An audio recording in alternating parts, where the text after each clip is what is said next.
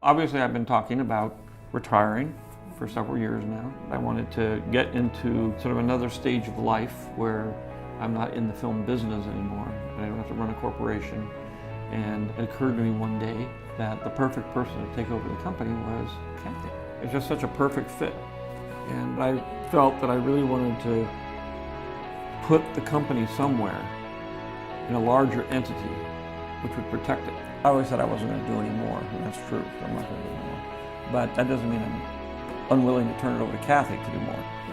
I have story treatments of 7, 8, and 9, and a bunch of other movies, and obviously we have hundreds of books and comics and everything you could possibly imagine. So, you know, I sort of moved that treasure trove of stories and various things to Kathy, and I have complete confidence that she's going to take them and make great movies. The main thing is to protect these characters, make sure that they still continue to live in the way that you created them, and that the universe of Star Wars continues to grow. I get to be a fan now, which is what I was saying before, and I sort of look forward to it. It's a lot more fun, actually, than actually having to go out in the mud and You can actually blog about what we're doing and how we're messing things up. No. I just say, gosh, they're out in the snow and it's cold, and hopefully it'll be an inspiring package of entertainment that it has always been well in the future. Lucasfilm President Kathleen Kennedy reported to THR secondhand he really liked it. Star Wars creator George Lucas has finally seen Star Wars The Force Awakens and really liked what he saw, according to Lucasfilm President Kathleen Kennedy. Kennedy admits Lucas has struggled to watch his sci-fi saga go on without his involvement after selling Lucasfilm to Disney studio bosses in 2012. However, she tells editors at The Hollywood Reporter that the original Star Wars filmmaker really liked director J.J. Abrams' new movie, Star Wars Episode 7, The Force Awakens, after he accepted an offer to view the final cut prior to its release later this month. What happened was, Disney said, Bob Iger said, gee, if you really want to sell your company, if you're thinking about selling it, because we were talking about retirement and what are you going to do after all this kind of stuff. You know, and I had the story treatments or, outlines, and we were we were working on scripts. And so I sold it. But I knew when I sold it, I said, and Disney, who was a little nervous, one of the issues was the first 3 movies had all kinds of issues. They looked at the stories and they said, we want to make something for the fans. So I said, all I wanted to do was tell a story of what happened. It started here and it went there, and it's all about generations, and it's about, the issues of fathers and sons and grandfathers, and it's a family soap opera. They decided they didn't want to use those stories.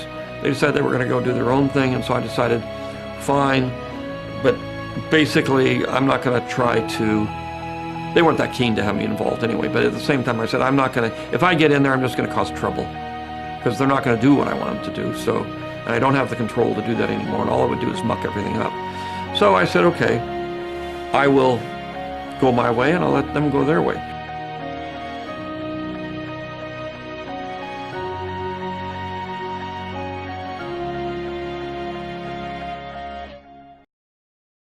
Was George Lucas betrayed by Disney and Bob Iger, and Kathleen Kennedy for that matter? I don't know. Let's get into this. Echo 3 to Echo 7. Ono, buddy, you read me? Echo Station 5-7. We're on our way.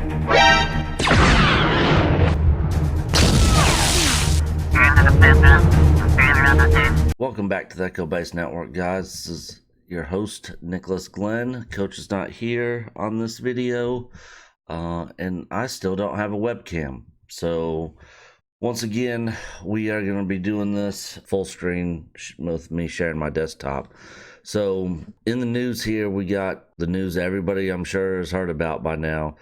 Bob Iger releasing his book and talking about the purchase of Lucasfilm, and basically George Lucas's disappointment that they didn't use his stories or use his any of his story outlines for any of the new movies, and he was actually pretty upset about the whole thing. So over here at Hollywood Reporter, and I'm going to go through this article, and then I'm going to hit on some things that this article does not talk about. But let's get into this here. While Disney's revival of the Star Wars franchise has been met with widespread success, debatable, one particular influential figure wasn't on board with the creative choices made in creating the story of Rey, Kylo Ren, etc. George Lucas, the man who created the franchise more than 4 decades ago. The extent of Lucas's disappointment in the direction of the Star Wars franchise under Disney's control has been revealed via Disney CEO Bob Iger's memoir, The Ride of a Lifetime: Lessons Learned from 15 Years as CEO of the Walt Disney Company. In the book, Iger explains that Disney purchased Lucas's outlines for 3 new movies when it made a deal to acquire Lucasfilm in 2012, although that purchase was in part made out of a sense of obligation, it's suggested. We decided we needed to buy them. The chief exec writes of the decision made with studio head Alan Horn, though we made it clear in the purchase agreement that we would not be contractually obligated to adhere to the plot lines he'd laid out. As it turned out, Disney and Lucasfilm didn't follow Lucas's lead for the new movies, a decision Lucas discovered when Lucasfilm head Kathleen Kennedy and Star Wars The Force Awakens writers J.J. Abrams and Michael Arndt met to discuss the new trilogy, and specifically the 2015 installment. George immediately got upset as they began to describe the plot, and it dawned on him that we weren't using one of the stories he submitted during the negotiations, Iger writes. George knew we weren't contractually bound to anything, but he thought that our buying the story treatments was a tact promise that we'd follow them, and he was very disappointed. Not just disappointed, he was very disappointed that his story was being discarded.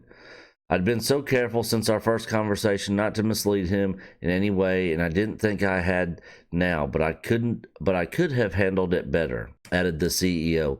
George felt betrayed, and while this whole process would never have been easy for him, we'd gotten off to an unsuccessfully rocky start.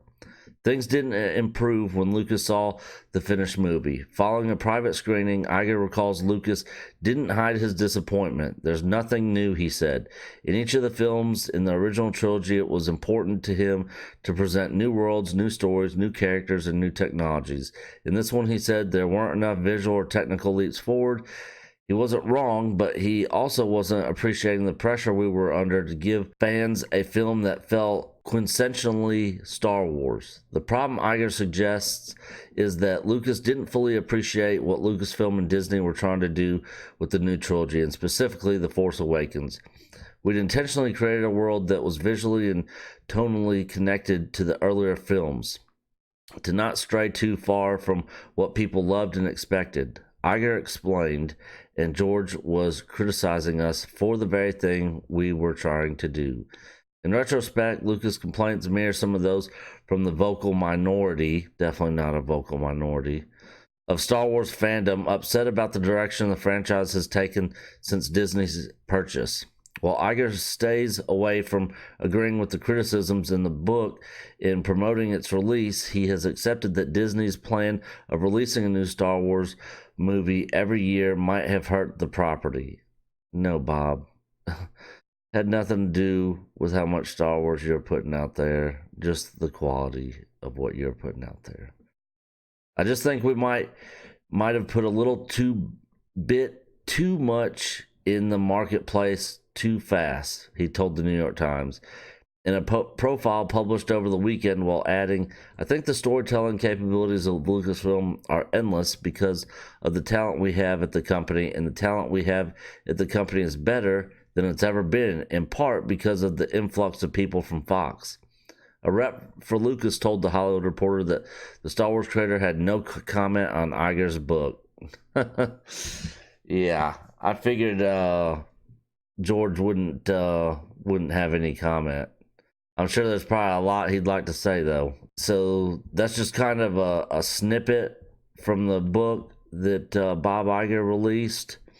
And some of the things from the chapter in that book that weren't mentioned in this article is before the purchase of Lucasfilm, Bob Iger was actually really close friends with Steve Jobs from Apple. And Steve Jobs talked to Bob Iger, about calling George Lucas, about buying Lucasfilm and stuff before Steve Jobs passed away.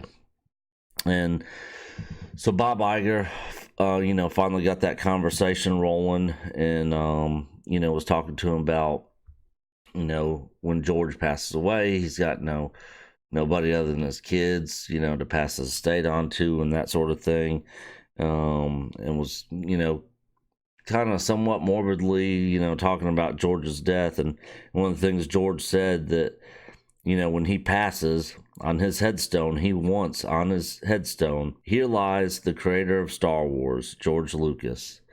So hopefully Disney's definitely going to keep to that when we lose George, and put that on his headstone. Unlike the debacle of the little kid that wanted Spider-Man on his headstone. But one of the things that George liked about selling to Disney was the Pixar deal that Disney had. That was one of the things that attracted George to selling to Disney. And not just that, but Disney had, they were huge. They were successful with all the Marvel stuff. They had theme parks, cruise lines. They're a big, huge entertainment company, and they could really do a lot with Star Wars and kind of make it more widespread and make a bigger and better experience, for the fans. The whole thing came up with Disney not being obligated to use any of George's outlines. One of the things that was brought up in that conversation was, George wanted creative control, over the sequel trilogy, and Bob Iger flat out told him no. They basically didn't want to drop, $4 billion on the Star Wars franchise and not really have any control over it. Which, from a business standpoint, I can understand that. But, when George sold, I think he really should have put something in there, saying, you guys can make the movies you guys want to make, but as far as the sequel trilogy goes, this is the story that you have to tell. And that's the only way I'm selling it, is you have to tell this story, and have me sign off on what you guys do with the sequel trilogy, because I want to complete my story. But he didn't do that. So, I feel bad for George, but, he didn't have to sell to Disney. And, I'm sure looking back on it now, there's probably a lot of things he, definitely would have done different. And the thing about Lucasfilm not using George's story outlines, they bought those story outlines from George. He was somewhat under the impression, so he wouldn't just blindly be under that impression. whatever was going on with the dealings between them, he was under the impression, some way or another, that they were going to be using his story outlines. So he basically trusted Kathleen Kennedy. He basically trusted Bob Iger and Disney to do these stories, and they didn't. I'm not saying they tricked him. When I first read this, I totally felt that they tricked him. George should have been smart enough to put something in there to make sure what he wanted done got done. From a business standpoint, I understand and see Bob Iger's side of it. Him being kind of douchey, and it's show business. It's not show friendship. It's a business. He is trying to position the company to make the most amount of money for the shareholders as possible. And a lot of times in business, things are done dirty. And I'm not saying anything was done dirty here. It kind of is leaning in that direction. It's kind of looking like there was some dirtiness done kind of behind the scenes, and George, I think, kind of feels that way. But that's business for you, and George should have actually been smarter than that, and had something in that contract. And if they didn't want to do those movies, then he should have looked for somebody else to do them, or just do them himself. So Disney put a lot of pressure on Kathleen Kennedy and Lucasfilm to get a movie out as soon as possible. They basically dropped $4 billion on this franchise. And unlike the Pixar deal, when they bought Pixar, there was already a lot of movies that were already in development and just about done and being completed that we're going to be releasing. They're going to immediately start, getting kickbacks and earning revenue on these films. Lucasfilm had nothing in development other than George's outlines. So Disney really put the pressure on, Lucasfilm and Kathleen Kennedy to get a movie out and get it done, as soon as possible. They actually, when they were writing the first movie, J.J. Abrams and Lawrence Kasdan, who ended up being brought on to do to write the script and stuff, were actually making edits and writing it still while they were already filming the movie, which is absolutely insane. And that just kind of goes to show they really didn't have a plan in place for the sequel trilogy. They're just trying to just get it out there, get it out there to start cashing in on the cash cow. And Ryan Johnson even said, when they came to him, that they had nothing, on a continuation, so it was basically, all right, Ryan, ball's in your court. You go write a script and play off of what Lawrence Kasdan and JJ did with The Force Awakens, which is insane. Then when they finally got the movie, when they were writing it and Bob was going to talk to George about it, one of the things he said he regretted was, not preparing George before the meeting, when they were talking about what they were doing with the movies. And they just kind of, in this meeting, kind of blindsided him with what they were doing, which really upset him, according to Bob Iger, a lot. It upset him so much that, he didn't even want to go to the premiere of The Force Awakens. Bob Iger finally talked him into it, and, to go to the premiere, to keep things looking good for the movies and that sort of thing. And they didn't want to have any kind of negativity or any shadow cast over the franchise.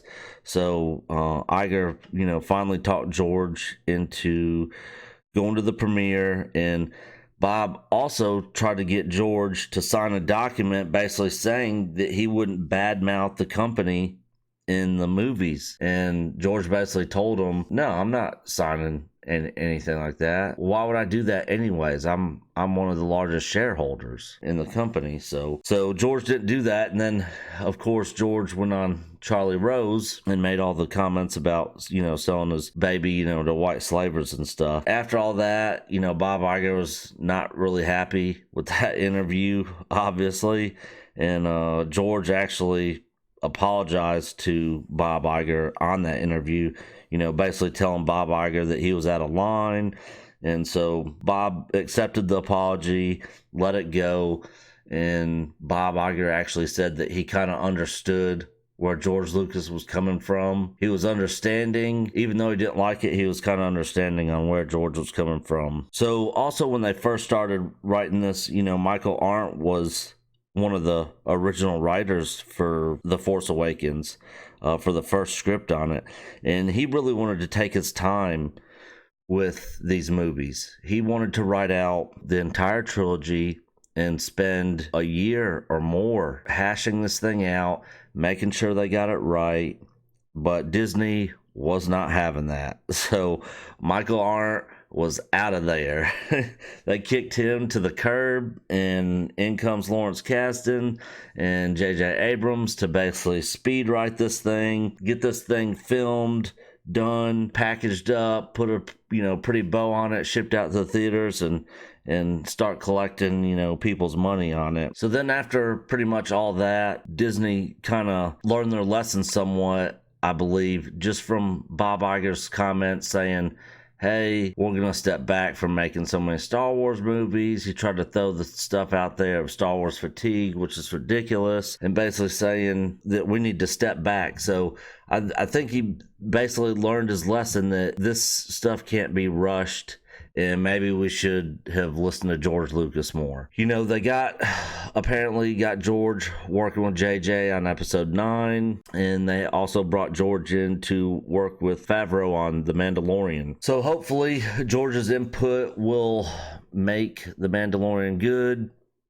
Me personally, I don't think any input or anything George Lucas could do. I don't even think the creator himself can fix episode 9. I think they're basically just have to do the best that they can and just be like, hey, we screwed the pooch on this whole sequel trilogy. It was a disaster. It was a nightmare.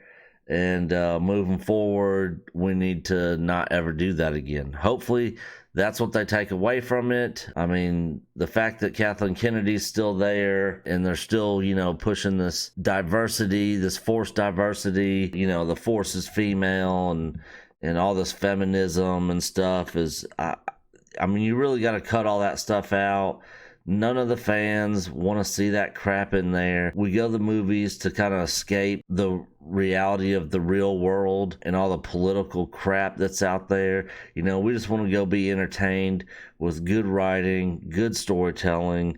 And, that's basically the bottom line. That's what it comes down to. I guess only time's going to tell on whether Bob Iger learned anything from this, or anybody at Lucasfilm, if they're going to make any changes after this huge mess of the sequel trilogy. We'll just have to wait and see. I hope they get things together over there. I want Star Wars to be good, but until they make some changes and start doing things what I believe to be the right way on telling good stories stuff, it's just not ever going to be good. But I don't know. Only time will tell. But that's going to do it for me, guys. Stay tuned for some more content that me and Coach are going to be doing coming up here soon. And until the next time, we'll see y'all later.